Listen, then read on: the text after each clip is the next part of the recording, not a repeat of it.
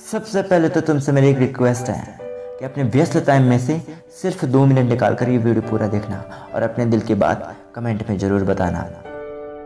अगर कोई बार बार आपका अपमान करे, आपको नीचा दिखाए, तो सीधे सीधे समझ जाओ कि वो इंसान घटिया और नकारात्मक सोच वाला इंसान है। क्योंकि घटिया इंसान को ही किसी का मजाक उड़ाने में, किसी का अपमान करने में बहुत मजा आता है और वो ये चाहता है कि आपको उसकी बातों से बेइज्जती महसूस हो, तुम रो कि तुम भी उसके साथ बहस करो, लेकिन ये तुमको भूल कर भी नहीं करना। उस इंसान के पास घटिया सोच है, नकारात्मक बातें हैं और जो उसके पास होगा वो वही तो तुमको देगा और तुम भी उसका जवाब वैसे ही दोगे तो तुम में और उसमें क्या फ़र्क रह जाएगा। और वैसे भी आग से आग बुझाने की कोशिश करोगे तो वो आग और भड़केगी और तुम उसमें और ज़्यादा जलते रहोगे। तो कुछ भी हो लेकिन शांत रहना है।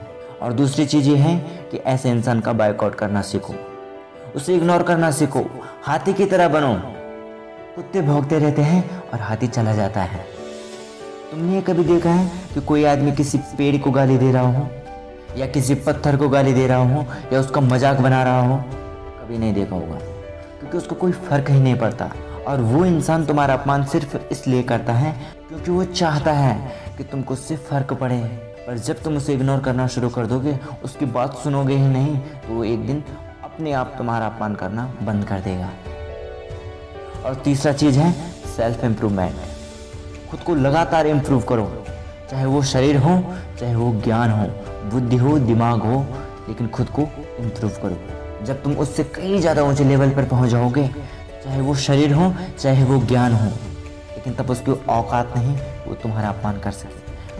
क्योंकि तुम्हारा अपमान वो सिर्फ इसलिए करता है क्योंकि वो खुद को तुमसे बेटर समझता है। वो तुमको खुद से छोटा फील करवाना चाहता है।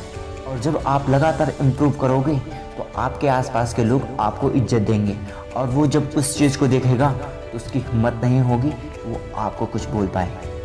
और चौथी और लास्ट ज़रूरी चीज़ ये है कि तुम अपना और अपने भावनाओं का कंट्रोल किसी और के हाथ में मत दो।